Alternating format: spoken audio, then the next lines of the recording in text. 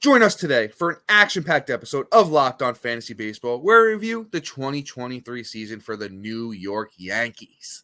You are Locked On Fantasy Baseball, your daily fantasy baseball podcast. Part of the Locked On Podcast Network, your team every day.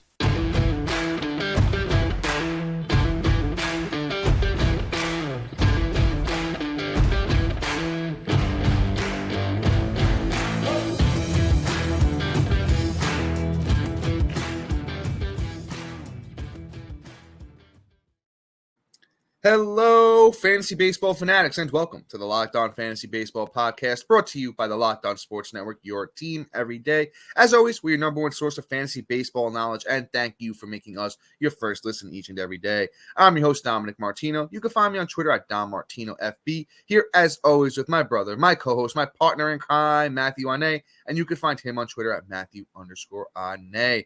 If you guys, could give us a little 5-star rating and review on Apple or Spotify or wherever you may listen. And guess what? If you do that, you get a special opportunity. Take a screenshot of it, send it to us at fantasymds@gmail.com. Or if it's easier, just DM it to us on Twitter or Instagram. And we're going to pick one lucky person that does that. And we're going to give them a free spot in our listener league for next season.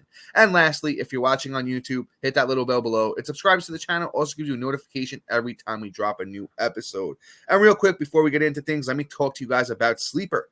Swing for the fences on Sleeper picks, and you can win up to 100 times your money. Download the Sleeper app and use the promo code LOCKEDON, and you'll get up to a $100 match on your first deposit. Terms and conditions apply. See Sleeper's terms of use for detail. Currently operational in over 30 states. Check out Sleeper today. All right, so as we get into Matt and I's New York Yankees, last season, a mixed bag. Pretty much a lot of Yankee fans are disappointed, even though we did go 82-80, which is good for over a 500 record. That's fourth place in the AL East, which is a super, super tough division. My personal opinion, I think a lot of injuries, really held us back, including, one major one. But really, really mixed bag. So, Matt, what are your thoughts on the season? And then after that, let us know who we're talking about first. Yeah, I mean, quite honestly, I'm really disappointed in the team. I really think that, we made a lot of mistakes in terms of who we kept, who we paid, and whatnot. And only so many guys should have been a lot better than they should have been. There were some bright spots in our young dudes. One was incredibly disappointing from just expectation standpoint. And quite honestly, there was also a bright spot and somebody I lost absolute hope in, but yet they're not on this list, but we will talk about them if there's time. So with that being said, let's talk about probably the only bright spot and the guy that couldn't stay healthy, but still did a better job than Alberto Mondesi, and that's Aaron Judge. And, I'm always throwing shade on him. Alberto Mondesi, I will constantly throw shade. Maybe we can get together and talk smack on each other. It'd be pretty fun. But, Aaron Judge here, outside of the fact that he really couldn't stay healthy and couldn't, play more than, 106 games, really get 367 at bats, really great season from him with that limited time. 79 runs, 16 doubles, 37 bombs, 75 ribs, 3 stolen bases, 88 walks to 130 strikeouts. There we go. Thank you. And batted 267 with an OPS of 1019. Like, those are solid numbers. That's kind of what you expect out of Aaron Judge. The problem is he just couldn't stay on the field. Couldn't stay on the field when it mattered for fantasy owners the most, or for his team, quite honestly, because, as the second half kicked in, we really needed him to try and make that wild card push, and it just wasn't going to happen with him. And then for a fantasy standpoint, you drafted this dude number 1 overall, number 2 or 3 overall, and you know what? Quite honestly, to be out your best dude and a talent like him, it's really unfortunate. Because hey, I could get to the playoffs, but I lost in the first round. It's great. The dude that propelled me there was no longer there. And that's where I'm with Aaron Judge, I'm kind of out on him for fantasy in terms of first round. And I'll never see him outside of the first round. So I pretty much just have to make that statement. I'm out, because ultimately obviously if he plays a full season, he's the best player in baseball. That's undoubtable. That's, undeniable. He's incredible. But the problem is I don't foresee him staying healthy. A big body dude weighing that much weight And in his age 32 season next year, there's more and more indications that this could be more of a pattern than it is just a one-off. Aaron Judge has shown that he won't play full seasons again. I feel like last year he played through injuries because he wanted to get paid. He got paid. Now he's going to go back to taking care of his body and not playing through injuries and earning that money, earning that captainhood. And quite honestly, I feel that Aaron Judge is a gamble based off of the fact that you're not going to have your first round player come playoffs if you're really unlucky like this year. So we shall see. Ultimately, I'll tell you, if you take him, I won't blame you. It's somebody that I'd pass for somebody else that I think would probably be healthy, unlike Aaron Judge. Fair points, Matt. Everything that you said is fair. Do I agree with all of it? Nah. But I definitely see where you're coming from. I will ask you this. I don't know if you have your rankings handy. I know you've been working on them. I know you've been getting everything together. Just curious where you have them ranked, and chime on in when you got that pulled up. And I'm going to give my side of the story here. Mm-hmm. I agree in the fact that he's a big guy, and big guys are fairly injury prone. I've made this argument before, and I'll make it again. A lot of the injuries that he has sustained throughout his career really haven't been his fault, especially the major ones. Even this year, he banged his toe trying to make a catch on up against the wall. That happens. It's just that happens to any outfielder. It's not really something that is his body is breaking down. Back in, I forget what year it was. I think it was maybe his third year where he got hit on the wrist or the hand with a pitch and missed most of the season. And those are the only really two major seasons where he's missed a lot of time. You got him ranked pulled up? Yeah. What do you got him? Outfield. Number 9. Yeah. I mean, I guess we're arguing, pennies and nickels with that one, pennies and dimes. I have him at 6. I still think he's going to be a consensus first round pick. And honestly, he came off of the IL with that toe injury at the end of July. His August was absolutely putrid. In August, Aaron Judge hit 196. He did hit 9 home runs, 14 RBIs, and 16 runs. But his September/October was really good. 26 games, 19 runs, 5 doubles, 8 homers, 19 RBIs, 284 batting average, 27 walks to 30 strikeouts. So Aaron Judge proves that he is that guy. He sometimes come back off an injury, takes a little bit of time to adjust back, and he showed that he can obviously do it. MVP, very, very awesome player. First round pick, I think almost without a doubt. But that's the two sides of the coin, coming from both of us being Yankee fans, so you guys decide what you want to do with Aaron Judge, but I'm not knocking you if you take him as your first round pick. Let's try and squeeze this next guy in real quick. We burned a lot of time there on Aaron Judge. Let's talk about who I think is really the guy that we overpaid by a lot with that 13-year, $325 million contract, Giancarlo Stanton. I mean, it's so annoying to see this happen from a guy like this. He's perpetually injury prone too. I think he's even more injury prone than Aaron Judge. Bad year for the 33-year-old Stanton. 101 games, 371 at bats, 43 runs, 13 doubles, 24 homers, 60 RBIs, 191 batting average. The guy still hits the ball as hard as anybody in, the league, but it's just not correlating. He had a very, very good 2021. 2022 was bad. 2023 was bad. I think we're showing that downward trend. I don't think the batting average is going to be there anymore. I think we're lucky if we get a 230 season with Stanton. If he does ever manage to stay healthy again, plays 140, 150, that 35 home run upside's there. It's a scary pick. At outfield, I think I buried him, to be honest with you. I think I probably have him a little too low. Where did I put Stanton? I have Stanton at 55. So, I mean, if you get him as like a utility bat, you want to throw that dart.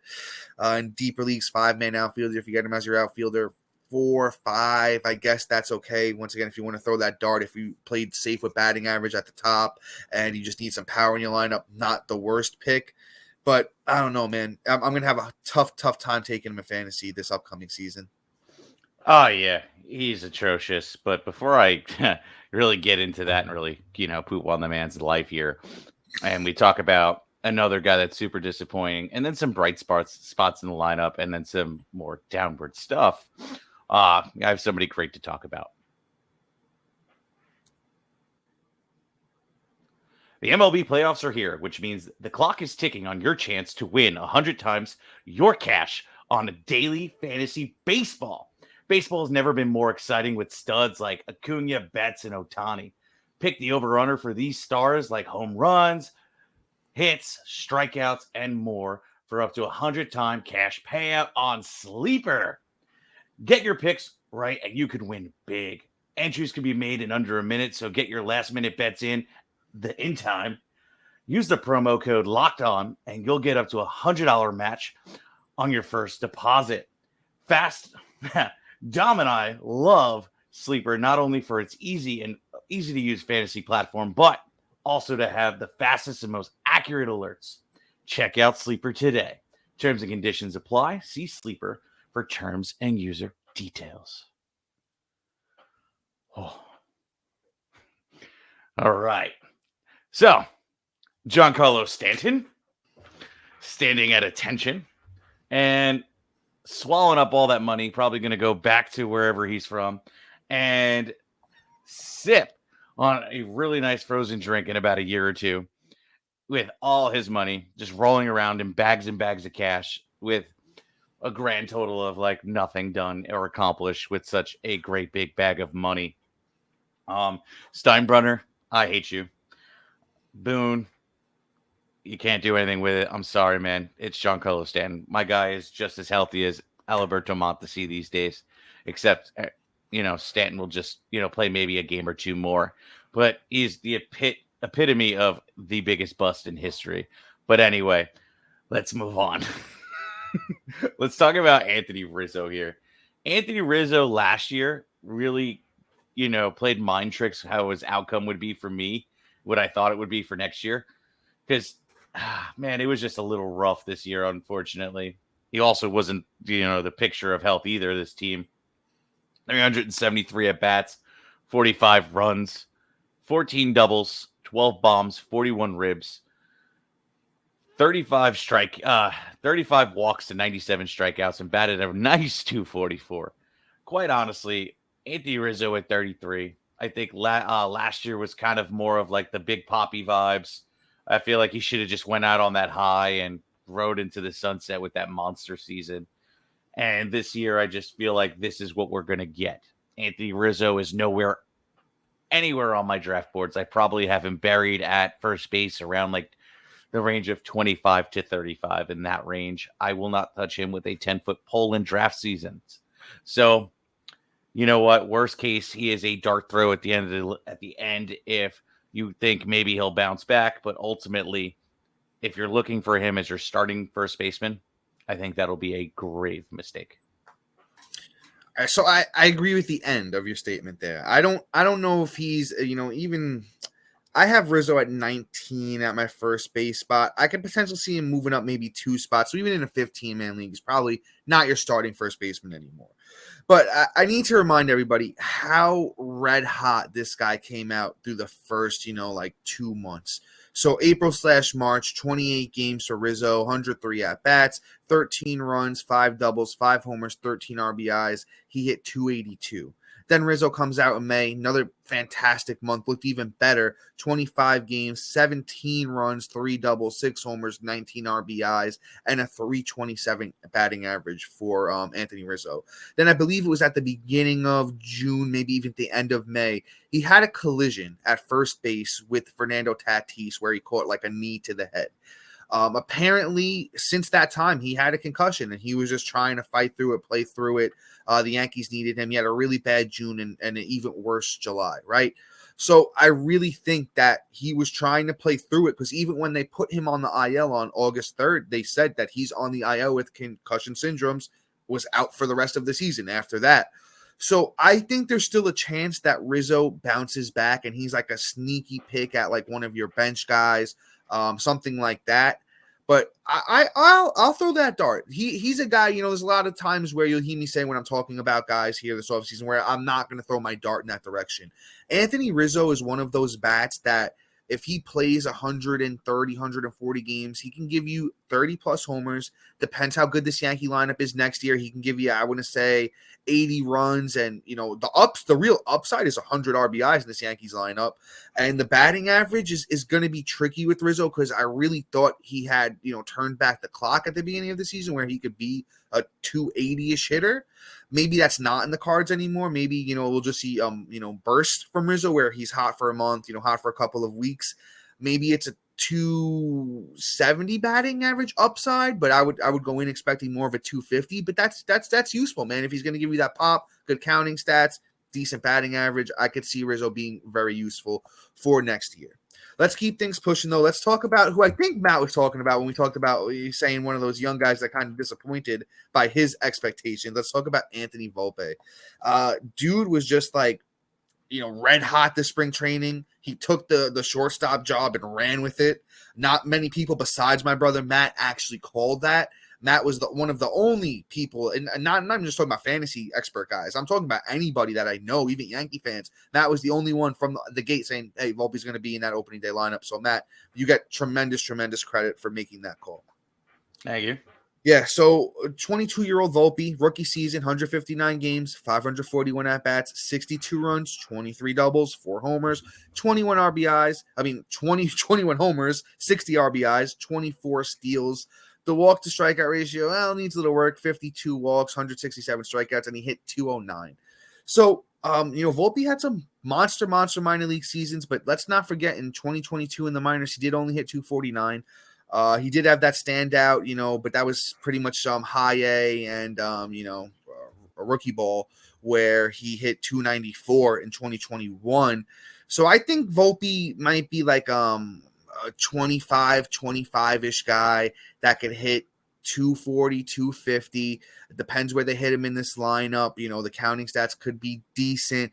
But Volpe's not somebody I'm really going to, go crazy for next year, to be honest with you. Let's see where I have him ranked. I have Volpe 21 at shortstop. Maybe he moves up a little bit over some of these older guys. Maybe I'd take him over as Xander Bogaerts at this point in his career. But shortstop's deep, man. Shortstop's deep. McLean and Lewis and CJ Abrams and all these guys that have joined this shortstop list. I'd probably throw my dart at those guys over Volpe. He's probably somebody I'm not going to really invest too much in next year. Kind of want to see where this thing goes first. Yeah, I agree with everything you're saying, but I think he's going to be the sleeper of next year. Okay. So here's the thing. We all, as Yankee fans, we're super hard on our young players. Yeah, that's true. That's very true. I am one of them. We have all this expectation, and honestly, if you don't hit the first year, we pretty much say you suck until you bounce back. That is just a New York thing, right? So I feel like Volpe is getting that treatment right now. And hey, he flat out deserves to get a little spank on the booty. And, honestly, if it got any worse, he might even caught the belt. So, Anthony Volpe, I think, needs to just fine tune and adjust to the big league hitting. We also forget the dude is young. He's 22 years old, gets his first lick at the MLB in the bigs, and just obviously didn't show out the way we all thought he was going to be, because in comparison to what he did in the minors. And in the minors, the kid was a stud. 50 stolen base season, 21 bombs. Like, quite honestly, everybody was looking at him as like also what Patrick Corbin was going to do. That's what we all pretty much thought like Volpe could possibly be. Patrick Corbin. Oh God, dude, I'm sorry. That took me a second. I was like, wait. I'm way up. Corbin Carroll. Sorry. Corbin Carroll. There you go. That makes more sense. Wrong sport. Wow. Matt, this is a baseball podcast.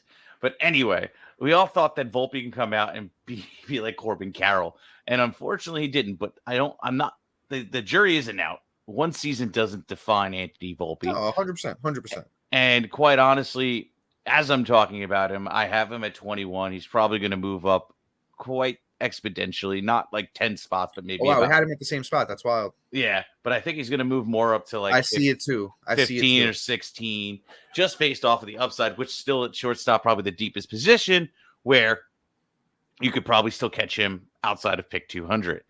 But with that being said, and we talk about probably my favorite Yankee prospect, and finally some arms, Dom has somebody to talk about. All right, guys, let's talk about Jace Medical. Everyone should be empowered to care for themselves and their loved ones during the unexpected. That's why Jace Medicals offers the Jace Case. The Jace Case provides 5 life-saving antibiotics for emergency use and gives you peace of mind so that you're not just hoping you have access to medication in emergency, you actually do. Jace Medical makes sure that you have the medication in hand. Jace Medical is simple. They handle everything from the online evaluation to licensed pharmacy medication delivery and ongoing consultation and care. Don't get caught unprepared. Save more than $360 by getting these life-saving antibiotics with Jace Medical, plus an additional $20 off by using the promo code LOCKEDON at checkout on jacemedical.com. Once again, that's JASE Medical.com, and make sure you use that promo code Locked On for $20 off. Use Jace Medical today. All right. So yeah, let's hop back into it, and let's talk about the Martian. Let's talk about Jason Dominguez, man. I mean, the kid had all the hype in the world when he first came over to the States, and everyone was like, this kid has the tools to be an absolute star in the game. Didn't really show off right away what everyone was talking about in 2021. He had mediocre showing. 2022 looked a little bit better with the 16 homers, 37 steals in the minors. And then 2023 in the minors, even in spring training, Dominguez looked great. I wouldn't have been shocked if he had made the opening day roster. He didn't. They sent him down to AAA.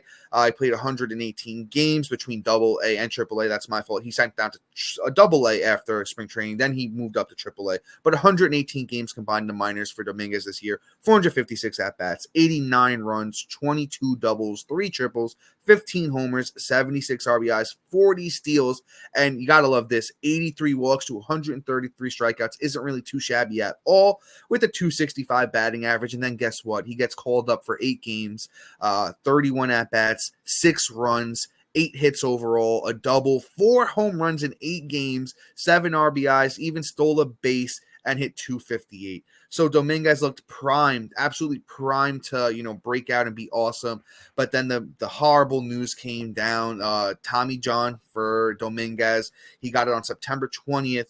So the initial timeline that the Yankees have is 9 to 10 months. I think that's very conservative for a young 20-year-old whose body can, bounce back a lot quicker than somebody older. But I think the Yankees do want to play it safe here with Dominguez. They want to make sure that their guy is, ready and raring to go and be as healthy as possible. I really think it comes down to, hey, by the time he's ready to return, is it still early in the season? Is it at a point where the Yankees really need that influx of, young talent into the lineup? I really think it's to be determined before I have him. I'm not even going to discuss my ranking on him right now. I want to see where he is in his recovery by the time spring training rolls around. And then I think that's really where we're going to have our ranking for Dominguez. I will say this, if you play in a league where, you're going to have a lot of IL spots, definitely somebody worth throwing a dart on. But if you don't, I think you got to be a little bit more cautious when it comes to Jason Dominguez for fantasy next year. Yeah, absolutely. I mean, here's the thing. You're going to be able to get him for almost cheap because everybody's going to forget about him. Yeah. Quite honestly, nobody's even going to be talking about him except probably this podcast. Now, if you look at it, Bryce Harper had the same exact injury. Bryce Harper came back in a freak of nature time. I think it was 8 or 9 months, right? I think it was 6 months, right? Yeah, you're right. It was after the World Series. Yeah. So that was probably like December, and he was back in June. And the thing is, he came back as DH. Yeah. Now, ultimately, I think that the timeline that they're giving 9 to 10 months would put Dominguez pretty much in May, June territory, right? Now, that's if he does not come out and has 3 more months of rest than Bryce Harper, which means you're going to get him more on a solidified, where his arm is a little bit more healthy, where he can probably play the field. Now, there's no reason that they can't supplant Dominguez in the DH and just let him hit and get used to the big league bats. Now, we all saw what happened with Harper, and I mean, they're 2 different players. Harper is probably one of the best players in baseball. Now, they took a little time for his power to kick in, for him to do things. I feel like, honestly, he was bad for the first month. But ultimately, I think it was more of he was limited on how much range or what kind of swing and angle he was able to take on it. Because if you look at his swing when he first came back to when he started to actually get it going, there was a lot different of an approach to the plate. He was a little bit more aggressive. He was getting a little bit more under the ball. It was a whole thing. I watch a lot of Phillies, being that my wife watches it every night while we do this podcast. So when I come out, I'm watching the Phillies. But anyway, I think Dominguez stands a chance to be really valuable and a great stash going into the 2024 season. So we'll get more into him as we get into the season. But let's move on. Let's talk about Gerrit Cole. Gerrit Cole, man, just, all reliable at the pitcher's position. I feel like, you know what? He is literally going to be I want to say new Justin Verlander, Scherzer-esque, number one, fantasy baseball pitcher that you could just rely on until literally they get hurt. Gerrit Cole is just somebody that will always, year in, year out, put out the production and just be a top-notch arm. Last year was a little hyperinflated in terms of the ERA situation at 3.5. But, I mean, hey, he still had 257 strikeouts to 200 innings. This year he had a sub-3 ERA, 209 innings, even more, and had 222 strikeouts. Like, the dude is just a stud. Like, you want guaranteed production from a pitcher and probably the best pitcher every year, if not like a top 3. Gerrit Cole, 100% is my number one pitcher, I think, for the next 5 years until he shows me otherwise, just based off of the fact that he is just reliable. And if the Yankees can turn it around in the next year or two, this dude's going to also just win you every win category, win every time he's out. So Gerrit Cole, honestly, number one pitcher going into 2024. Yeah, Matt, agree with every word you said. Number one starting pitcher for fantasy baseball heading into next year. If you want a guaranteed ace, you take him. Probably going to be a second-round pick for Gerrit Cole next year. But let's keep things moving. Let's talk about somebody that's not nearly as good as Gerrit Cole. Let's talk about Carlos Rodon. I mean, Yankees, threw all this money his way. 6 years, $162 million. We have until 2028. Let's just hope that next season is better than this last season. I know he dealt with that, forearm issue. And then as he was recovering, there was a hamstring issue mixed in. So I don't necessarily blame him for how horrific his numbers did look at the end of the season through 14 starts, 6.85 ERA, 64 innings, 64 strikeouts, a 1.44 whip.